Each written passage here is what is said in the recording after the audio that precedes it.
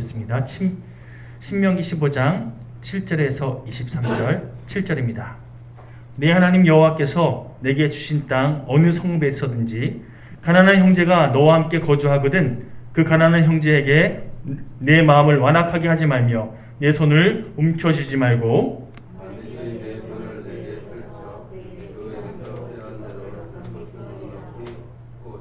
삼가 너는 마음에 악한 생각을 품지 말라. 곧 이르기를 일곱째 해 면제년이 가까이 왔다 하고 내 궁핍한 형제를 악한 눈으로 바라보며 아무것도 주지 아니하면 그가 너를 여호와께 호소하리니 그것이 내게 죄가 되리라.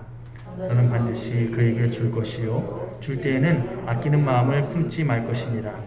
이로 말미암아 네 하나님 여호와께서 내게 하는 모든 일과 네 손이 닿는 모든 일에 네게 복을 주시리라. 땅에는 언제든지 가난한 자가 그치지 아니하겠으므로 내가 네게 명령하여 이르노니 너는 반드시 내 땅에 내 형제 중 곤란한 자와 궁핍한 자에게 내 손을 펼지니라.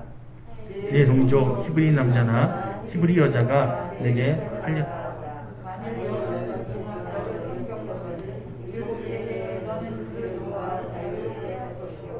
그를 놓아 자유하게 할 때에는 빈손으로 가게 하지 말고 내 양 무리 중에서와 타작마당에서와 포도주 틀에서 그에게 후히 줄지니 곧 내 하나님 여호와께서 내게 복을 주신 대로 그에게 줄지니라. 너는 애굽 땅에서 종 되었던 것과 내 하나님 여호와께서 너를 속량하셨음을 기억하라.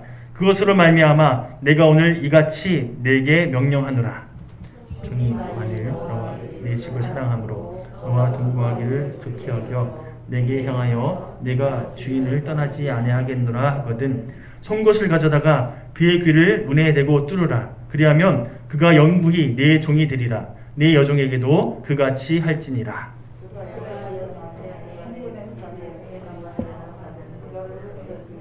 너는 그를 놓아 자유하게 하기를 어렵게 여기지 말라. 그리하면 내 하나님 여호와께서 내 범사에 내게 복을 주시리라.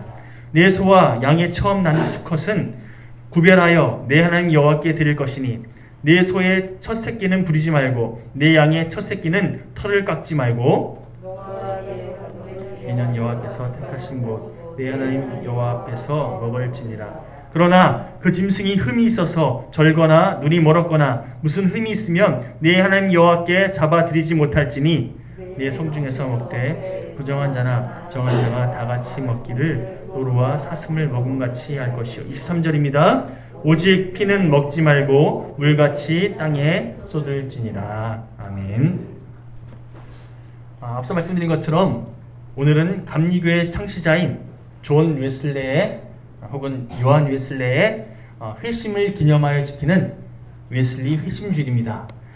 오늘 주보에 이 웨슬리 회심과 관련해서 간략하게 정보를 제가 기록해 두었으니까요.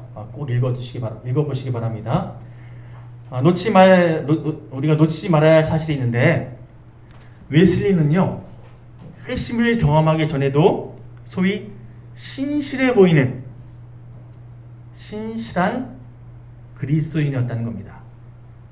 자, 그전까지는 하나님과 상관없이 살았고 좀 잘못된 삶을 살았다. 그리고 회심하고 나서 뭔가 좀 변화된 삶을 살았다. 이게 아니라 웨슬리는요. 회심을 경험하기 전에도 신실한 그리스도인으로 살았습니다. 그런데 어린 시절부터 아주 신실한 어머니 수잔나의 그 신앙교육을 기반으로 해서 말 맞다나 아주 열심을 다해서 신앙생활을 했던 이 웨슬리가 자신의 일기, 그 웨슬리가 쓴 일기를 보면요, 이런 고백을 합니다.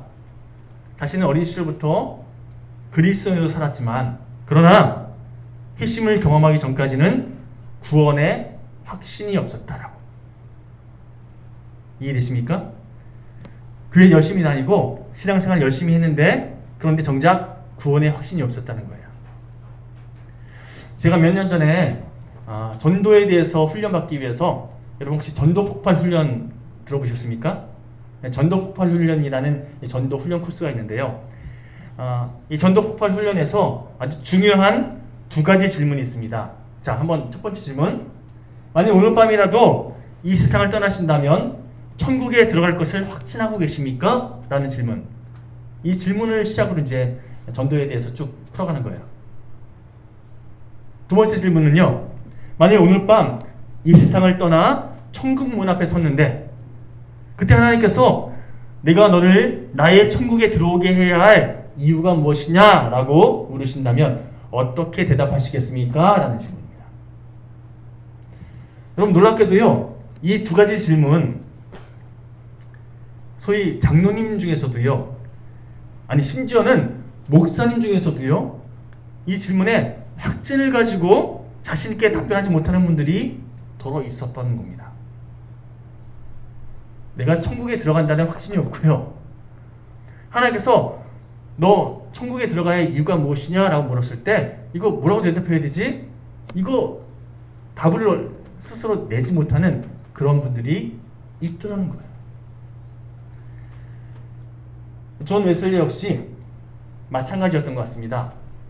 죽음을 눈앞에 둔 그런 상황을 직면했는데 그때 순간적으로 내가 지금 이렇게 죽게 되면 주님께서 나를 천국으로 인도해 주실 거라는 확신이 안 생기는 거예요.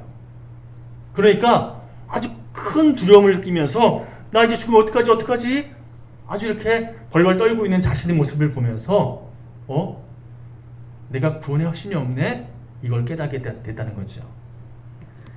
그리고 그런 이 경험을 통해서 웨슬리가 내가 그리스도인으로 살아왔는데 내가 하나님 의지한다고 고백하면서 신앙생활 해왔는데 막상 구원의 확신이 없네? 이걸 깨달은 존 웨슬리가 그 다음부터는 영적인 갈급함을 느끼게 됩니다. 내가 이렇게 살면 안 되는데 내가 헛살았네? 이런 갈급함을 느끼면서 계속 주임을 묵상하다가 결국에는 회심을 경험하게 됩니다. 그리고 구원의 확신.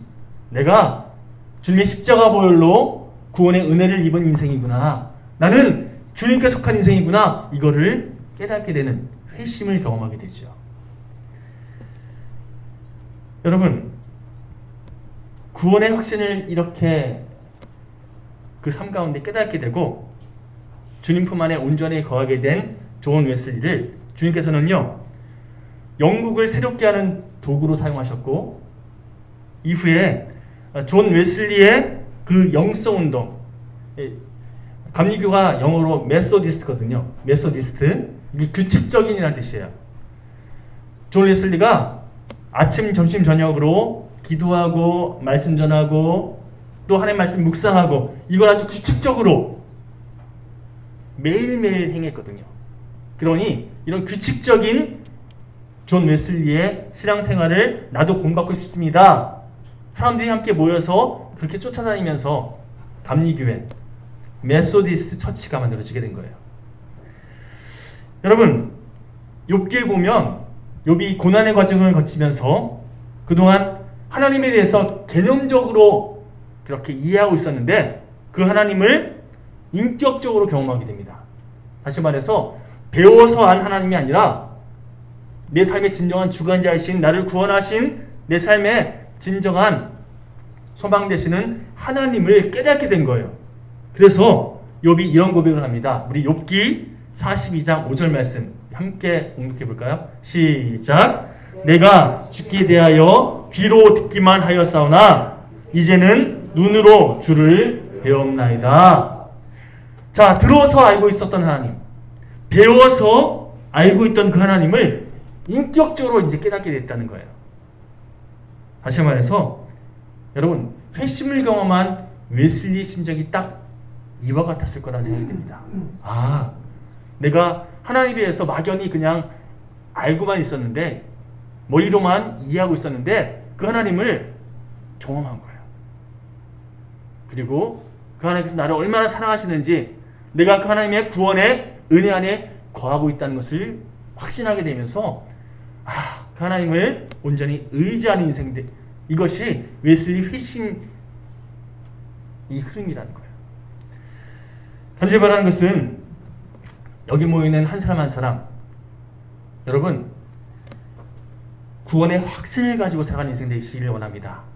그냥 매주 선포되는 말씀을 듣고 하나님이 그렇구나 이해하는 그런 수준이 아니라 여러분 배워서 하는 들어서 하는 하나님이 아니라 매 순간 하나님의 은혜를 경험하는 그 하나님의 말씀 안에 거하는 그래서 하나님의 주님의 강한 팔을 의지하면서 매 순간 한 걸음 한 걸음 믿음의 발걸음을 확신을 가지고 내딛는 저 여러분 모두가 되시기를 간절히 축원합니다.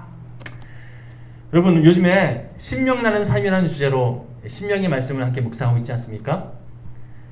저는 계속 말씀드리는데 신명에서는 다시 신, 명할 명 다시 말하면 내가 다시 하나님의 말씀을 명한다 이런 뜻이라고 말씀드렸죠.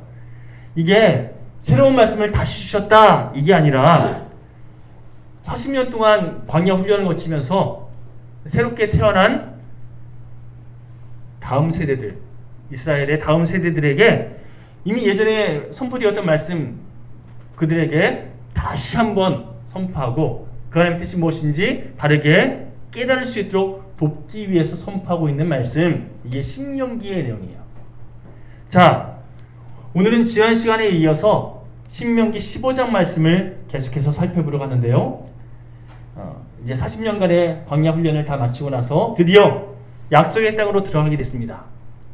그런 이스라엘 제2세대 다음 세대들에게 너희들이 가나안 땅에 들어간 다음에 어떠한 가치관으로 어떠한 삶의 모습으로 살아가야 하는지에 대해서 한마디로 하나님의 백성다운 모습으로 사명자다운 삶의 모습으로 그렇게 살아가야 되는데 이런 삶을 살아가야 된다. 이런 가치관을 붙잡아야 된다. 이걸 말씀하고 있는 게 신명기 15장의 내용이에요. 자, 이 15장의 내용을 한마디로 요약하면 저를 다시 한번 따라해 보시겠습니까? 사명자답게 살아가라. 사명자로서 살아가라는 거예요. 약속의 땅에서 하나님 나라를 일구어야 할 사명이 있는 너희들. 그러니 사명자답게 살아가라. 이게 신명기 15장의 내용이라는 거죠. 자, 그렇다면 사명자는 어떤 삶을 살아가야 하는가? 자, 오늘 말씀을 좀 하나하나 살펴볼 텐데요. 제가 아주 오래전에 전사 시절일 때 지금부터 한 20년 정도 전에 제가 양육하던 중고등부 아이들 가운데 일명 요즘에 그런 표현 안 쓸 텐데 저희 때는 날라이라는 표현을 많이 썼어요. 쉽게 말하면 문제 아이들, 문제 학생들이 저희 예배 공동체에 몇 명 있었어요. 이 친구들이 이런저런 문제들을 좀 일으켰습니다. 뭐 수련회 같은 데 가면 몰래 빠져나가서 담배를 피고 오는 그런 경우도 있었고요. 냄새가 확 나잖아요. 너희들 또 피고 왔니? 이렇게 하면서 혼낸 적도 몇 번 있었고요. 아무튼 이 친구들이 계속 문제를 일으키니까 제가 아주 곤란했던 적이 한두 번이 아니었는데 어느 날 한 아이의 학부모님이 저에게 전화를 하셨습니다. 그 전화하신 분이 그 교회에 출석하고 있던 집사님이셨는데 왜 그런 애들이 교회 오게 내버려둬서 왜 우리 애들까지 나쁜 물 들게 하냐고 그 집사님이 저에게 막 따져대시는 거예요. 물론 그분의 심정을 제가 이해 못하는 건 아니거든요. 자기 자녀가 계속해서 뭔가 좀 불편해하고 뭔가 좀 문제 경험하니까 이거 안 되겠다 싶은 마음에 저에게 전화해서 따지신 거죠. 그런데 한번 생각해 보십시오. 그런 문제아들이 주님 품 안에 거할 수 있도록 하나님 품 안에 온전히 그렇게 바르게 거할 수 있도록 하나님의 은혜를 경험할 수 있도록 도와주는 것이 교회 공동체 역할인 거잖아요. 그렇죠? 죄인을 주님 품 안으로 이끌어가는 것이 교회의 역할인 거잖아요. 그렇다고 한다면 그 문제아들, 그 문제 학생들이 성숙한 그리스도인으로 변화될 수 있도록 오히려 더 기도해주고 오히려 더 헌신하는 섬겨주는 것이 교회 그리스도인의 역할이 돼야 되는데 소위 까마귀 노는 곳에 백로에 가지 마라 이런 세상 가치관 많이 들어보셨죠? 이게 사실은 구별된 삶을 살아가라는 의미가 강하거든요. 까마귀같이 그렇게 어두운 색깔에 물들지 말고 깨끗한 삶을 살아가라, 구별된 삶을 살아가라, 이런 내용인데 이 말을 왜곡해서 적용할 때가 참 많아요. 한마디로 나와 다른 사람을 차별하는 내용. 그렇죠. 나는 옳고 저 사람은 틀려. 그러니 저 사람과 나는 어울릴 수 없어. 차별하는 내용으로 쓰일 때가 참 많다는 겁니다.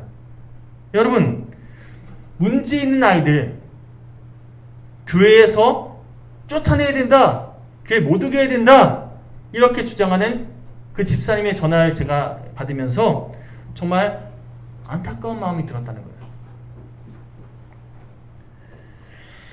여러분, 소위 말하는 문제 아이들이 교회에 왔으면요, 한 영혼이 하나님께 돌아온 것을 기뻐하면서 그가 올바른 삶의 모습으로 그렇게 변화될 수 있도록 계속 기도해주고 챙겨주고 최선을 다해 돕는 인생, 이것이 우리 영일교회 또 모든 교회들의 삶의 모습이 되어야 할 줄 믿습니다. 그 후에 제가 다른 교회로 이제 옮기게 되면서, 해학치를 옮기면서 청년부를 담당하게 되는데 거기서도 또 비슷한 경험을 했어요. 자, 어느 순간부터인가 성격적으로 좀 문제가 있는 청년들이 한꺼번에 몰려들었습니다. 등록을 몇 명이 와서 등록을 하는데 이 친구들이 좀 문제가 있어요. 좀 표현이 그렇지만 이 친구들이 속해 있는 소그룹에서 계속해서 문제가 생기는 거예요. 공동체의 분위기를 깨트리고 성격장애 있고 또 편집 증세도 있고, 아무튼 이 친구들 몇 명이 속해 있는 그런 소그룹마다 아우 너무 힘들다고, 얘네들 안 왔으면 좋겠다고 그렇게 막 저한테 하소연을 하는 거예요. 참다가 몇몇 청년이 저에게 따지기 시작합니다. 저렇게 융화도 안 되고 문제만 일으키는 그런 친구들, 제발 우리 교회의 안녕을 위해서 전사님이 좀 쫓아내 주시라고, 나가게 좀 이렇게 우리 교회 안 오게 좀 그렇게 말씀해 주시라고. 도저히 못 참겠다고. 얼마나 힘들겠으면 그랬을까요? 그렇죠? 저희 청년들, 그때 청년들이 참 괜찮은 애들이었거든요. 그런데 너무 힘들게 하니까, 말도 안 되는 행동으로 공동체 분위기를 망치니까 저한테 막 따진 거예요. 여러분, 제가 그때 그 친구들 계속 지켜보고 또 저에게 따진 그 청년 이야기를 들으면서 한참 고민했습니다. 그런데 제 스스로 이제 다짐한 게 뭐냐면, 저런 친구들을 교회에서까지 방치하면, 교회에서까지 품어주지 못하면 저 친구들은 어떻게 해? 누가 품을 수 있겠습니까? 그래서 알아보니까 그 중에 한 지체는요, 실제로 다른 교회에서 쫓겨난 경험이 있어요. 쫓겨나서 저에게 온 거예요. 저는요, 이단 사상에 물들어서 도저히 갱생의 여지가 없는 그런 최악의 경우가 아니라면, 여러분, 어쨌든 주님의 사랑으로 끝까지 품어주기를 선택하는 것이, 그게 주님의 뜻인 줄 믿습니다. 쟤 왜 저래가 아니라, 아, 쟤는 저래서 더 품어줘야 되는구나, 이것이 우리의 마음이 되어야 할 줄 믿습니다. 그래서 제가 그 당시에 저 친구들 때문에 너희들 너무 힘들지? 그래, 내가 저 친구들 내가 이렇게 맡을게. 너무 힘든 거 아니까 내가 따로 속으로 편성해서 저 친구들 내가 담당할게. 대신에 너희들도 쟤들 외면하려 하지 말고, 나갔으면 좋겠다 그런 마음 품지 말고 쟤들 품을 수 있도록 계속해서 주님께 간구하자 하면서 제자 훈련을 시작했어요.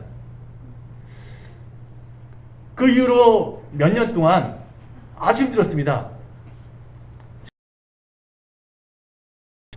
우리 청년들도 너무 힘든 시간 보냈어요. 그런데 자리에 앉아죠? 실제로 그 청년들이 그렇게 정말 말도 안 되는 힘든 지체들을 품는 그런 훈련을 거치면서 놀랍게도요, 어제는 분명 품지 못했던 그런 친구들이었는데 시간이 지나면서 이제는 품을 수 있게 되는, 어느 정도 더 넓어지고 더 깊어지는 그런 훈련의 과정이 되더라는 겁니다. 여러분, 문제가 있는 지체들 외면하지 않고 품기를 선택했더니 결국 교회 공동체가, 또 청년들 개개인이 더 넓어지는, 성숙되어지는 그런 기회가 되었다는 거죠. 여러분, 그런 의미에서 선이야, 미안한데 자리에 앉아주는 게 도와줄 것 같아. 고마워. 그런 의미에서 내 뜻에 안 맞고 나를 불편하게 하는 사람이 있다. 그런 사람을 나에게 하나님께서 붙여주셨다. 그러면요, 아, 지금 하나님께서 나의 그릇을 넓히시려고 하시는구나, 이걸 깨닫고 주님의 그 가다듬으심에, 그 인도하심에 아멘으로 순종할 줄 아는 저 여러분 모두가 되었으면 좋겠습니다. 마태복음 12장 20절 말씀 보면요, 자, 마태복음 12장 20절 말씀 함께 봉독해 보실까요? 시작. 상한 갈대를 꺾지 아니하며 꺼져가는 심지를 끄지 아니하기를 심판하에 이길 때까지 하리니. 자, 상한 갈대 보이면 우리 어떻게 합니까? 꺾어버리잖아요. 왜? 보기 지저분하니까 없애버리잖아요. 그런데 주님께서는 그럼에도 불구하고 꺾지 않으신다는 거예요. 꺼져가는 심지, 아유, 막 이렇게 막 꺼지려고 하는 그거, 꺼지지 않게 어떻게든 살리려고 애쓰신다는 겁니다. 뭘 의미할까요? 우리가 외면하는 그 대상들, 주님은요, 끝까지 품기 원하신다는 거예요. 그리고 그리스도인은 저 여러분 역시 그러한 삶을 살기 원하신다는 겁니다. 우리 지금까지 말씀드린 내용 기반해서 우리 본문 말씀 하나하나 좀 살펴볼 텐데요. 우리 9절부터 10절, 오늘 본문 말씀 9절에서 10절까지 말씀 다시 한번 한 목소리로 봉독하겠습니다. 시작. 삼가 너는 마음에 악한 생각을 품지 말라. 곧 이르기를 일곱째 해 면제년이 가까이 왔다 하고 내 궁핍한 형제를 악한 눈으로 바라보며 아무것도 주지 아니하면 그가 너를 여호와께 호소하리니 그것이 내게 죄가 되리라. 너는 반드시 그에게 줄 것이요 줄 때에는 아끼는 마음을 품지 말 것이라. 이로 말미암아 내 하나님 여호와께서 내게 하는 모든 일과 내 손이 닿는 모든 일에 내게 복을 주시리라.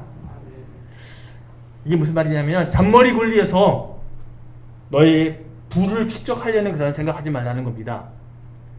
남의 불행을 이용해서 돈 벌 생각하지 말라는 거예요. 자, 좀 더 이해하기 쉽게 설명드리겠습니다. 안식년이 되면 주님이 말씀하십니다. 너희들 빌려준 거 있다 할지라도 그거 면제해줘라. 네가 누리고 있는 거 사실은 하나님께서 허락하신 것이니 너도 다른 사람에게 그렇게 베풀어라, 면제해줘라, 이렇게 말씀하셨거든요. 그런데 안식년 되면 이제 면제해줘야 되니까 안식년 한 해 전에, 1년 정도 전에 만약에 돈을 빌렸으면 다음 년도 되면 안 갚아도 되는 거잖아요. 그렇죠? 못 받잖아요. 그러니 안식년 한 해 정도 전에 돈을 빌리러 온 사람이 있을 때 나 돈 없는데 하면서 아주 안 빌려주려고 그렇게 마음을 품는 사람이 있었다는 겁니다. 주님 말씀하십니다. 너희들 그런 마음 품지 마라. 정말 어려워서 빌려달라고 요청하는데 잔머리 굴려서 내가 지금 빌려준 거 못 받는데, 이런 마음 품지 말고 좀 도와주라는 거예요. 반대의 경우는 마찬가지입니다. 안식년이 되면 내가 안 갚아도 되겠지? 그래서 전년 얼마 남지 않은 그때에 돈을 빌리려 하는 사람이 있었다는 거예요. 이거 빌리고 나서 좀 지나면 안 갚아도 되니까. 이렇게 돈을 착복할 심산으로 잔머리 굴려서 다른 사람들에게 피해를 끼치는 그런 행동하지 말라는 거예요. 여러분, 가만 보면 다른 사람의 약점이나 혹은 법의 빈틈을 노려서 자신의 유익을 취하는, 예를 들어 부동산 투기가 그런 거잖아요. 그렇죠? 투자가 아니라 투기하는 게 문제인 거잖아요. 어쨌든 뭔가 빈틈을 열어서 자기의 유익을 취하는 이런 잘못된 행동, 하나님 말씀하십니다. 나중에 하나님 앞에 섰을 때 다 심판받게 돼 있다. 네가 당장 유익을 누렸을지 모르지만 그것 때문에 손해입은 누군가로 인해서 하나님께서 심판하신다. 이와 관련해서 성경에도 많은 예를 들어드릴 사람들이 많이 있지만 오늘은요, 우리나라 경주 최부자라는 사람이 참 의미 있는 그런 예가 돼가지고 제가 경주 최부자 이야기를 좀 해볼까 합니다. 자, 하나님께서 원하시는 삼형제의 삶과 아주 잘 매치가 되는 경주 최부자의 이야기. 1600년대부터 12대에 걸쳐서 300년 동안 만석군으로 아주 유명했던 경주 최부자 가문이 있습니다. 1960년 정도 그 즈음에 경주 최부자 가문이 영남대학의 모든 재산을 다 기부하면서 최부자라는 그 타이틀이 이제 사라지고 지금은 사회 활동을 열심히 하고 있는 그런 가문이라고 알고 있는데, 어쨌든 300년 동안 최부자 가문의 중심이 되었던 이 가문이 바르게 쓰임받을 수 있었던 가훈 6가지가 있었다는 겁니다. 오늘 좀 어수선하지만 그래도 여러분 집중해서 말씀 가운데 거하시기 바랍니다. 자, 첫 번째, 경주 최부자의 첫 번째 가훈, 과거를 보되 진사 이상의 벼슬을 하지 말라. 이게 뭐냐면요, 여러분 사람이라면 돈, 명예, 권력 이거 탐하기 마련이잖아요. 사람은요, 이 세 가지를 이왕이면 함께 누렸으면 좋겠다, 이런 욕심을 부립니다. 그래서 재벌가가 어떻게든 정치에 뛰어들려고 하기도 하고, 정치에서 쓰임받는 사람이 어떻게든 더 재산을 늘리려고 노력하는 뭐 이런 욕심을 부리잖아요. 다 가지려고 하면 결국 문제가 생기기 마련이니까 너희들 그냥 부자인 것으로 만족해라. 그러니 더군다나 지금 경주 지역 이 일대에서 신망을 얻으면서 명예까지 누리고 있으니, 그러니 권력까지는 탐하지 마라. 이게 경주 최부자의 첫 번째 가훈이었다는 거예요. 두 번째 가훈, 만석 이상의 재산은 사회에 환원해라. 여러분, 그 당시에 조선시대에는요, 대부분의 지주들, 땅 부자들이 수장들에게 70%의 소장료를 거두는 그런 관행이 있었다고 합니다. 예를 들어서 1년 농사에서 쌀 100가마니를 수확했으면 70가마니는 주인에게, 땅 주인에게 그렇게 바치고 30가마니로 1년을 버텨야 되는 거예요. 그런데 경주 최씨네는요, 최부자는 40% 정도만 그렇게 소장료를 받았대요. 그러니 그 지역 사람들이요, 딴 사람들보다 더 혜택을 주는 이 최부자가 행이라도 땅을 더 늘린다. 우리 사촌이 땅을 사면 배 아프다 그러잖아요. 그런데 최부자가 땅을 늘린다 그러면 오히려 좋아했대요. 왜요? 그만큼 더 그 땅을 농사 지으면서 더 혜택을 누릴 수 있으니까. 이해되시죠? 그 땅 주인이 딴 사람이면 70가마를 내줘야 되는데, 70%를 줘야 되는데, 최부자는요 40%만 주면 되는 거예요. 그러니 오히려 최부자가 더 많은 땅을 늘리면 늘릴수록 더 많은 혜택을 많은 사람이 누릴 수 있는 거잖아요. 그러니 좋아했다는 거예요, 오히려. 세 번째 가훈, 흉년이 들었을 때는 땅을 늘리지 마라. 흉년이 들었다는 건 그만큼 이제 식량이 없다는 거잖아요. 그러니 땅을 팔아서라도 어떻게든 먹고 살기 위해서 흉년이 들 때마다 땅을 파는 사람들이 생겼다는 겁니다. 그런데 최부자네는요, 땅을 늘리는 건 좋은데 흉년이 들었을 땐 절대 땅을 사지 마라 라고 가훈을 정했대요. 왜요? 남의 약점을 이용해서 남의 불행을 이용해서 부를 축적할 생각하지 마라. 이걸 강조하고 또 강조했다는 거죠. 자, 네 번째 가운. 과객을 후하게 대접하라. 이 가운 때문에 경주 최부자 가문은요 1년에 1000석 이상의 곡식들을 나그네를 먹이는 데 사용했대요. 사실 이 네 번째 가운은요 성경의 가르침과 일맥상통합니다. 너희들 나그네와 고아와 과부를 그렇게 돌아봐라. 어려운 사람들, 그 사람들 돌아볼 줄 아는 인생 되라. 이게 하나님의 뜻이었잖아요. 더불어 다섯 번째, 주변 백년에 굶어 죽는 사람이 없게 하라. 이것도 같은 맥락이죠. 베풀라는 거예요. 출시 가문 사람들은요, 우리가 부자인 것은 주변 사람들을 먹여 살리는 사명 감당하러 주신 그런 하늘에서 허락하신 부유함이다. 이렇게 믿어서 구제 활동에 열심을 다했대요. 그래서 여러분, 시대마다 좀 혼란한 때가 있잖아요. 막 폭동이 일어나는 그런 때가 생기는데, 폭동이 일어나도 최부자 집은 폭도들이 절대 공격하지 않았대요. 왜요? 평소에 워낙 잘 도와준 그런 집안이었으니까. 딴 집은 공격해도 딴 지주들은 막 그렇게 쳐들어가도 최부자네 집은 절대 안 건드렸대요. 여기는 평소에 우리를 너무나 도와주었던 그런 집안이었기 때문에 감사하면 감사했지 절대 안 건드렸대요. 마지막 여섯 번째는요, 시집온 며느리들에게 3년 동안은 문명옷을 입혀라. 한마디로 사치하지 못하게끔 교육해라 라는 그런 가운이었다는 거죠. 자, 제가 쭉 소개해드린 6가지 가운을 쭉 생각해보니까 여러분, 신명기 15장의 내용과 좀 일맥상통하지 않습니까? 너희들 좀 베풀며 살아가라. 이기적으로 그렇게 행동하지 말고 나누면서 배려하면서 섬기면서 살아가라. 하나님께서 이런 삶을 우리에게 원하고 계시더라는 겁니다. 우리 본문 16절에 17절 말씀 보면요, 자, 다시 한번 읽어볼까요? 16, 17절 시작. 종이 만일 너와 네 집을 사랑함으로 너와 동거하기를 좋게 여겨 내게 향하여 내가 주인을 떠나지 아니하겠노라 하거든 송곳을 가져다가 그의 귀를 문에 대고 뚫으라. 그리하면 그가 영구히 네 종이 되리라. 네 여종에게도 그같이 할지니라. 저희 자매들 중에서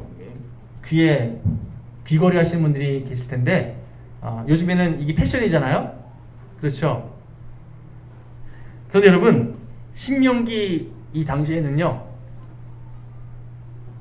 귀에 귀걸이를 하는 것이 종의 표식이었어요. 그래서 혹시라도 정말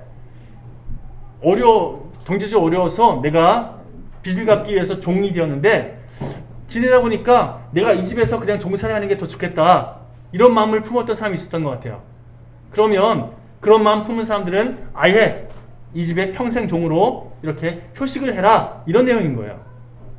하지만 18절 보시면요, 18절의 앞부분에 그러나 라는 접속사가 빠져있다고 생각하는데 제가 읽어드릴게요. 그러나 그가 6해 동안에 품꾼의 삭을 배나 받을 만큼 너를 섬겼은즉 너는 그를 놓아 자유하게 하기를 어렵게 여기지 말라. 그리하면 내 하나님 여호와께서 내 범사에 내게 복을 주시리라. 무슨 얘기입니까? 설사 이 종이 나는 이 집에서 계속해서 종이 되고 싶습니다, 이렇게 얘기한다 할지라도요, 그 사람 정말 열심을 다해서 우리 집에 도움을 주는 그런 종이라 할지라도요, 안식년이 되면 놓아주라는 거예요. 그냥 놓아주지 말고 앞에 내용 보면 그가 먹고 살 수 있도록 오히려 재산을 챙겨줘서 그렇게 독립할 수 있도록 도와주라는 거예요. 뭘 의미합니까? 나의 이익을 위해서 그렇게 나만 생각하지 말고 어떻게든 다른 삶을 도와줄 수 있는, 세워줄 수 있는, 섬겨줄 수 있는 그런 삶을 살아가라, 이걸 말씀하고 있더라는 거죠. 이후로 19절부터 23절까지 내용을 쭉 살펴보시면 첫 번째 것을 하나님께 내어드리라 라는 그런 내용인데요. 한마디로 삶의 우선순위를 바르게 정립하고 살아가라. 하나님을 삶의 우선순위에 두고 살아가라. 이런 내용을 이야기하고 있습니다. 자, 말씀을 제가 이제 정리하기 원하는데요. 하나님은요, 우리가 살아가면서 내가 기준되어서 나에게 유익되고 나에게 뭔가 도움이 되는, 그래서 내가 원하는 것을 먼저 선택하는 이런 삶을 우리에게 원하지 않으시고요. 하나님께서 베푸신 그것을 감사히 여기면서 그것을 다른 사람에게도 베풀 줄 아는 축복의 통로로 살아가기 원하신다는, 다른 말로 하나님의 나라를 아름답게 일구어가는 사명자로서 살아가기 원하신다는 것이 오늘 함께 봉독한 신명기 15장의 내용이에요. 여러분, 언제나 주님께서 우리에게 허락하신 것에 대해서 감사하며 그 감사가 다른 사람들에게 아름답게 흘러갈 수 있는 그런 삶의 모습으로 매 순간 저 여러분들이 하나님께 귀하게 쓰임받게 되기를 소망합니다. 하나님께서 우리에게 맡겨주신 영혼들을 주님 뜻 안에서 아름답게 섬길 줄 아는, 하나님께서 우리에게 맡긴 사명들을 주님의 뜻을 의지하면서 최선을 다해 감당해낼 줄 아는 그런 복된 하나님의 백성들 되시기를 간절히 축원합니다. 자, 그런 의미에서 지난주에 살펴봤던 것처럼 지난주에 말씀을 한마디로 요약하면요, 다른 사람들이 다시 시작할 수 있는 기회를 좀 주며 살아가라. 다른 사람들에게 기회를 주라는 거예요. 더불어서 나의 유익을 위해서 다른 사람의 불행을 이용하려 드는 그런 이기적인 삶 살지 말고, 오늘 말씀은요, 하나님 뜻이 무엇인지 바르게 분별하면서 베풀고 나눌 줄 아는 그런 삶을 살아가라. 아멘이십니까? 무엇보다 이 모든 것이 하나님이 우선순위에 있는 사람이 행하는 삶의 모습임을 깨닫고, 너희들 예순간 하나님의 뜻이 무엇인지 분별하면서 하나님의 뜻 안에서 순종을 살아가라. 이것을 말씀하고 있다는 것을 기억하시면서 한 주간도 하나님의 뜻 안에서 믿음으로 승리하는 우리 영육계 모든 교우들 되시기를 간절히 축원합니다. 자, 우리 마지막으로 나 무엇과도 주님 바꾸지 않겠습니다. 이 찬양 고백하시면서 준비한 예물 봉헌하겠습니다.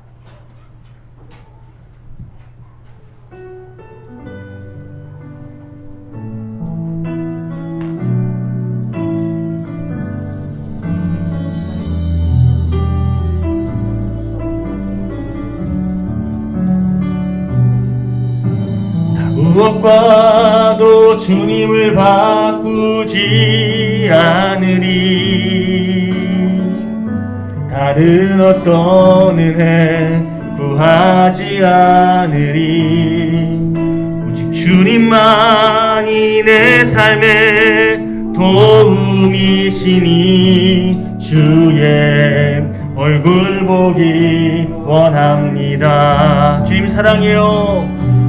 주님 사랑가도 주님을 바꾸지 않으리. 다른 어떤 은혜 구하지 않으리. 오직 주님만이 내 삶의 도움이시니 주의 얼굴 보기 원합니다. 주님 사랑해요. 주님 사랑해요.